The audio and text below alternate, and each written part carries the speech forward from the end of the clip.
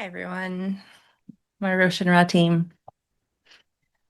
I wanted to try something a little different. I have done reviews before of people's books, but in written form. I'm not completely certain if I've tried it in video form before. That's how dissociation works. You do something, and if it's stressful, you might forget. But I want to do this one on a fantastic book I read recently called Portals of the Lost.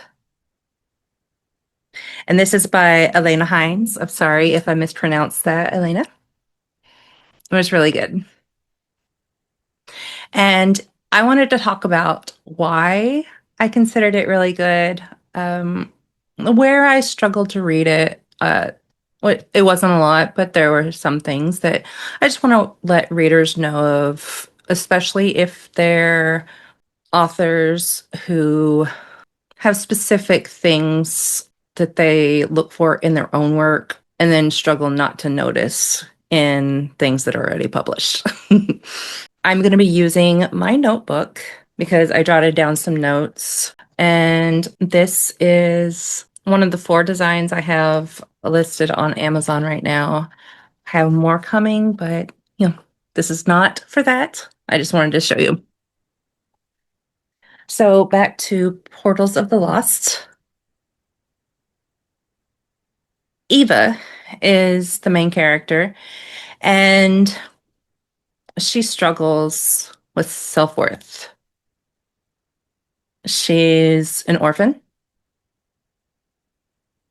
who had been through so many traumas. Trigger warning for this book, there's, abandonment, death, murder, sexual assault. There is entrapment, there's scapegoating, betrayal, so many things. But written in a way that it didn't trigger me too much. It empowered me. But Ava's going through her life, trying her best to, just do what helps her feel safe. And her friend, who owns a bookshop, gives her a book. This book, as she's reading it, portals her to another world. And it's really interesting how it was written because it sets you up kind of knowing who the protagonist is going to be because of the way it's written, but there are also surprises along the way. There are people in her life that I thought would be a different role than they turned out to be. So it was really, really exciting that I couldn't predict everything, but it made me question. When she goes to this other world, because she portaled in and she's not from there, they automatically assume that she's been portaling in monsters that have been terrorizing the land. So they arrest her and keep her. And then once they find out it's not her, or they think it's not her, she has to work with them before they'll allow her to go back to her home world. So that's the premise. Like the plot was written really well. There was foreshadowing. There were some instances where I didn't know quite exactly where she was going, but she tied it up. There was enough mystery. She had things to learn on the way. She didn't know everything. She still had the same emotions that, over time, her behaviors and her emotions changed a little bit, but, it was realistic in that, like, one thing didn't solve all her problems.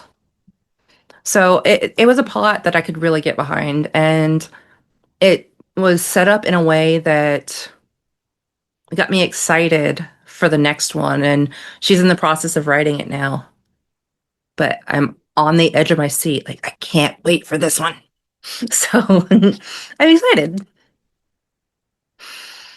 The foreshadowing that I mentioned, like there, some of the foreshadowing is in the prologue.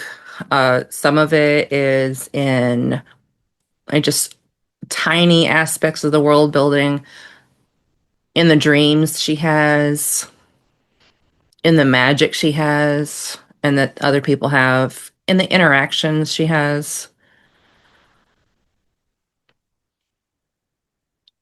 And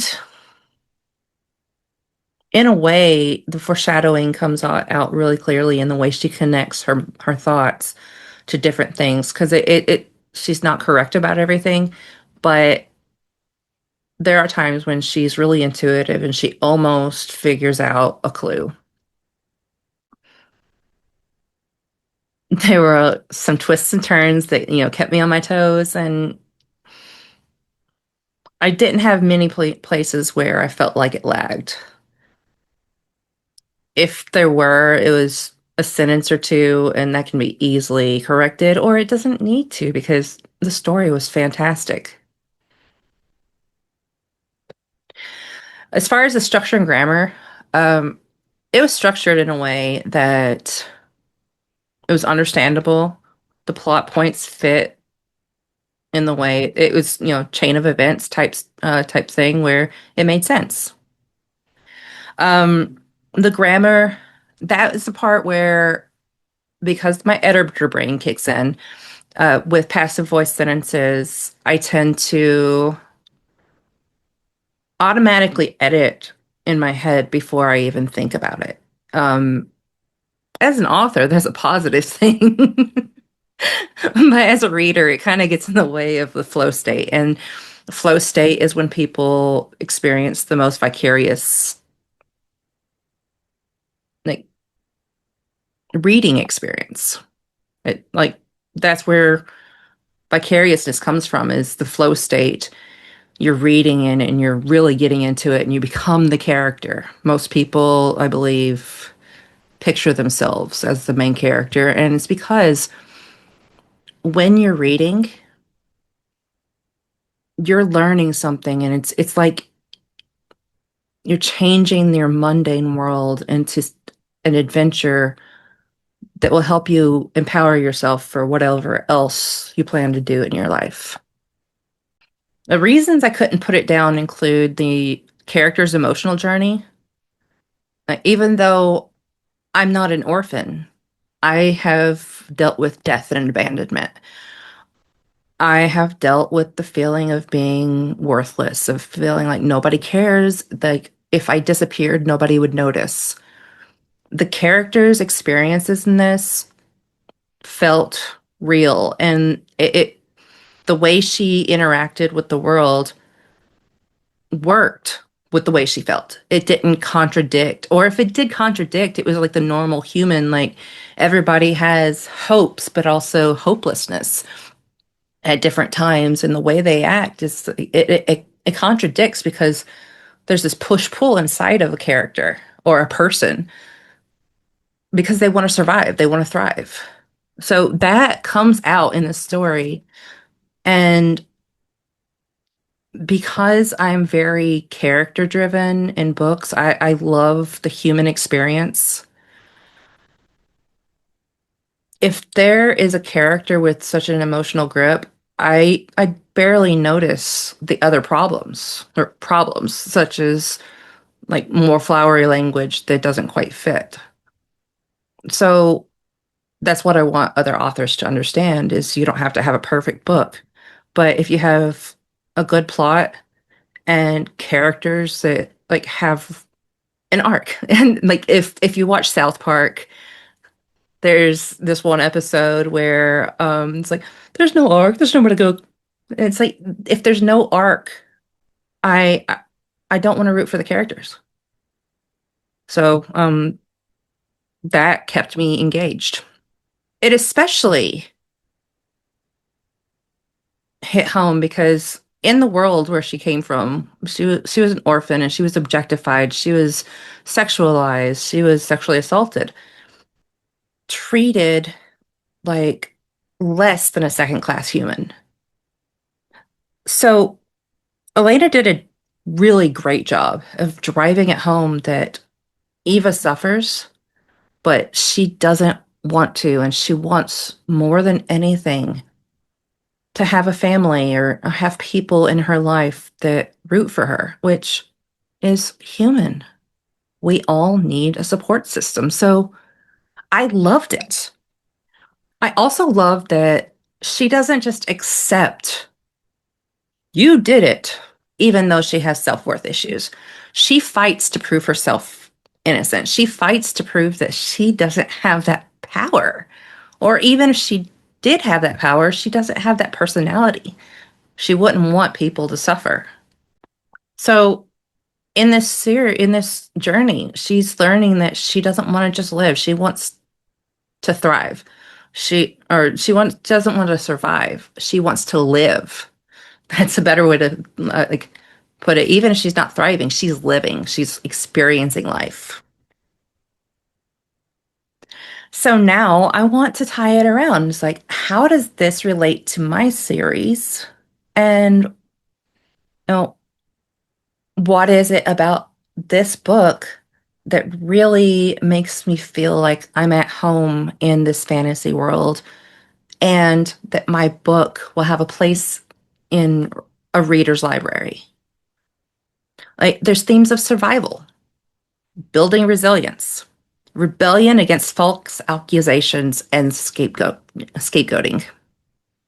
And I like I like the don't scapegoat me theme. Abandonment themes. CPTSD healing amidst horrifying traumas that just, yeah, hope for a greater life, but after an epic tale of heartache and triumph. Sexual traumas and the effect it has on people who have no support or whose support systems don't support them in the way they need. Portals to magical worlds coming from Earth. Animal familiars. That's a really fun one, like the elemental magic. I love elemental magic. It's very witchy. Where to find the author? I bought her book on Amazon. I will put her Instagram and any other information in the description if you want to, including the book, which I'll link up at the top and in the description. This is a really good book. I recommend anyone who likes strong female leads who are compassionate and just trying their best to heal from traumas, but also wanting to protect others and solve problems. This might be a book for you. If you've read it, comment down below what you thought of it, what your takeaways were. If you haven't read it, what would make you think you might want to or not want to? Because I'm usually interested in that as well as like what causes people to be intrigued by things or put off by them. So that's exciting. Thank you for watching. And if you like this, like it, subscribe, and I'll see you in my next video where I'll talk a little bit about my work in progress, which is almost ready for betas. It's exciting. Okay. But thanks again.